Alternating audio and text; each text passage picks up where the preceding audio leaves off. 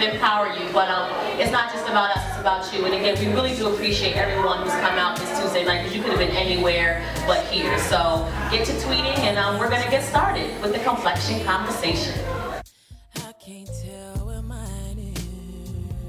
So, I mean, we've covered stereotypes, we of course covered the trailer, and I wanted to kind of just jump into how complexion affects us personally, whether it be in the workplace, and I guess I'll start right there, and I'll pose this to you as well, but definitely if anyone wants to jump in.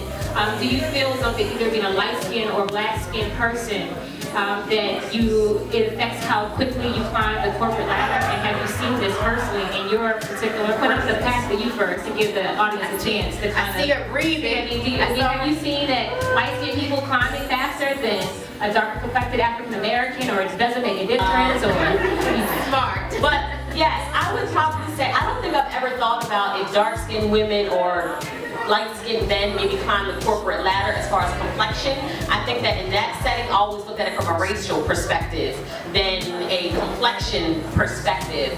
But I would say probably if I thought about it, I mean, we've already talked about it, that it does seem that favorably lighter-skinned people are just favored more. Point blank. It just seems like all around, it just seems like it comes out over and over again. But in the workforce, I don't know if I can say that I've seen someone who was lighter advance more than me, or I've seen a darker person advance more if it was a racial thing than a complexion thing. So, Mika, I'm still thinking about that. Corporate America in general, my experiences is that I don't think it's viewed as a light-skinned, dark-skinned thing as far as being climbing the corporate ladder. I see that as an attraction thing. People that are attractive or considered attractive normally get to the higher levels, and what viewed as being attractive, normally it's lighter-skinned people. Wow. That's been my observation. Wow. That's real, and I'll tell you, I think that's very true. I mean, I've even seen at the office, or when I was in corporate America, just how even being something as small as being in an elevator with someone that may be darker complexion, as opposed to someone that's in the elevator with a lighter. When someone's in the elevator with a lighter complexion, I've seen them have more of a conversation with that person. Hey, how you doing today? Looking good. Da, da, da. Water cooler talk, all that stuff. Darker people, I've seen somebody, in the conversation, they're just kind of like, next floor. And don't really want to have conversation, because I don't know if they're saying that they're scared, or they're feeling that, this darker person is more intimidating. And I've seen that, and I mean, personally seen that. And it's crazy to me, but it does exist. And it may not be as blatant, but there are soft hints of it if you pay attention, I feel like. And I think also too, it's also about how ethnic you are. Because I know for most of us in corporate America as black women, we're told, hey, you don't want to wear your hair in cornrows and braids. You need to have your hair straight. You need to have a certain look so that you can be approachable and look the corporate part so that you can get to the next level. Right. And so sometimes, we're told, hey, it's just too ethnic, it's just too wrong for you to be able to become manager of a department. I don't know if any of you all have had those types of conversations, or maybe have seen that in your job, but I've seen a lot of corporate America. Yeah, me too. Me too. America is that as an African American woman or darker person, we're stereotyped as being intimidating. And I've heard people say that about me, and my personality is a little assertive, and it has a lot to do with my profession. However, I'm like, what? I'm very approachable. Like, you view me that way? So some of the things are shocking to me, because when I look in the mirror, I don't see what they see.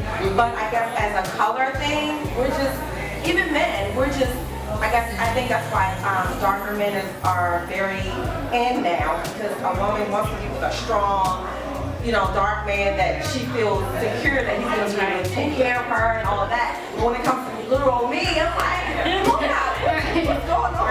It's too much stress. It's very frustrating. I've noticed that too, that intimidation. Because I work for a nonprofit agency, and the CEO's girlfriend, should I say, she's from Ireland, but has been in the Baltimore area for a little bit of change.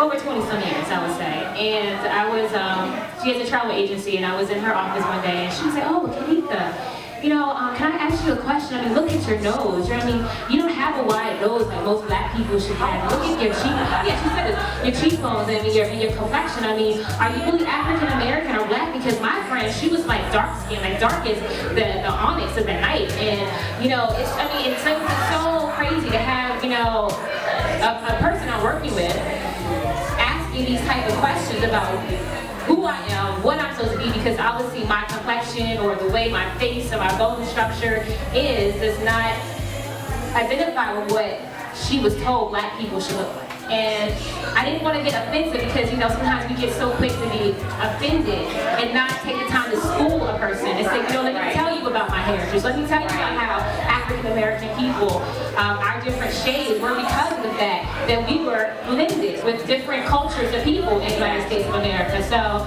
but I thought it was just interesting just to make that point that even on a job, that people do think those ways.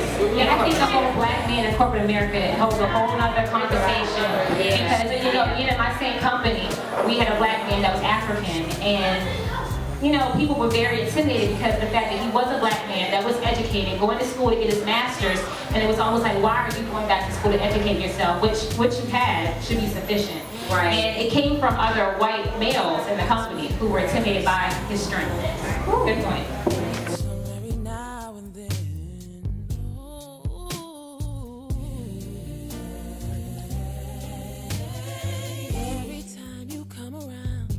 Something magnetic